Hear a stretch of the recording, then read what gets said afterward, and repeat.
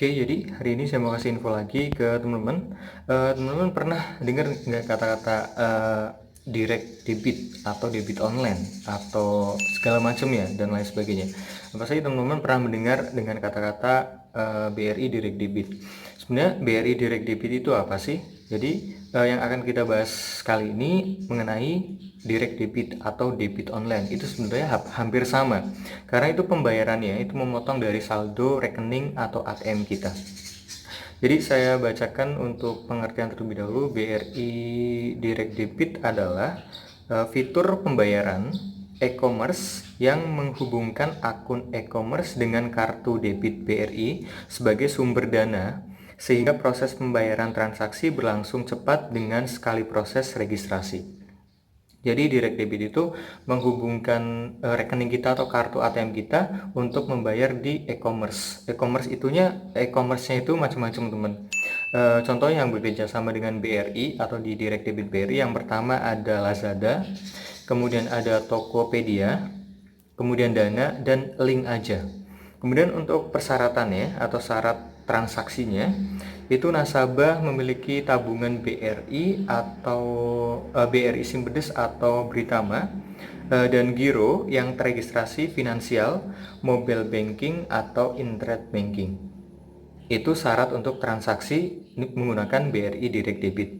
Kemudian memiliki kartu debit berlogo GPN dan Mastercard. Itu wajib harus ada logo Mastercard-nya dan GPN. Kemudian memiliki SIM card operator atau GSM berstatus aktif yang terhubung dengan mobile banking atau internet banking BRI. Nah, itu syarat untuk transaksinya, teman-teman. Kemudian untuk cara bertransaksinya, ini contoh ya. Ini contoh di Lazada, itu dengan memilih debit instan. Kemudian di Tokopedia, teman-teman silakan pilih menu OVO, atau bagi saldo OVO yang kurang akan keluar pilihan top up instan atau debit instan dan tidak dikenakan biaya, begitu. Kemudian untuk transaksi menggunakan direct debit BRI itu tidak menggunakan CVC, tapi menggunakannya dikirimkan OTP atau one time password. Jadi untuk OTP itu rahasia dan jangan diberitahu siapapun bahwa teman-teman itu teregistrasi di Lazada ataupun di Tokopedia dan lain sebagainya. Dan untuk OTP itu jumlahnya 6 digit sih kalau nggak salah. 6 digit kemudian berlaku selama 2,5 menit seperti itu untuk OTP. Jadi itu OTP-nya bersifat pribadi dan rahasia. Kemudian untuk limit transaksi berdasarkan jenis kartunya per hari dengan BRI Direct Debit, untuk kartu yang klasik atau private label yang warna biru itu sehari 10 juta untuk transaksinya. Kemudian gold atau black 20 juta, kemudian premium 50 juta rupiah.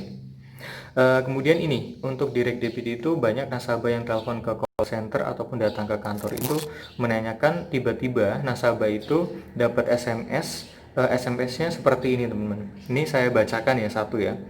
Yang terhormat nasabah BRI, kartu Anda dengan nomor sekian sekian sekian telah terdaftar direct debit di Lazada Indonesia. Bila tidak melakukan pendaftaran, segera hubungi kontak BRI 14017. Ini dipastikan jika teman-teman tidak merasa mendaftarkan direct debit, teman-teman langsung telepon call center untuk dilakukan pemblokiran kartunya. Karena begini, karena jika nasabah melaporkan terima SMS tersebut namun tidak melakukan pendaftaran, maka segera lakukan pemblokiran kartu ATM karena data kartu nasabah diketahui oleh orang lain. Jadi sesegera mungkin teman-teman lakukan blokir kartu.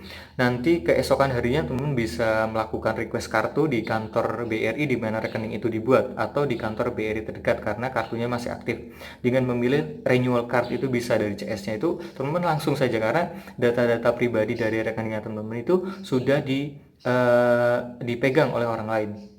Karena orang lain itu berusaha untuk mencoba mendaftarkan kartu teman-teman atau kartu nasabah ke direct debit BRI.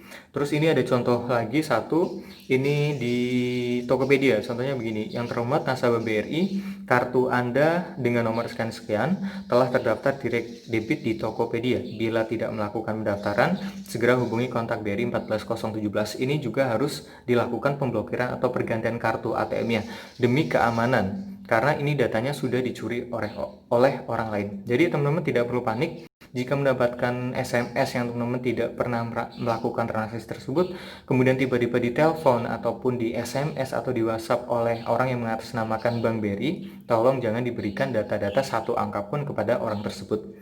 Karena untuk modus penipuan sekarang itu banyak teman-teman, lewat online lah, lewat e-commerce dan lain sebagainya. Jadi yang bisa mengamankan saldo milik teman-teman ya pemilik rekeningnya sendiri, bukan dari banknya, karena bank sudah memberikan keamanan seperti OTP, PIN, CVC, M-token. Jadi data-data tersebut tidak boleh diberitahu oleh orang lain.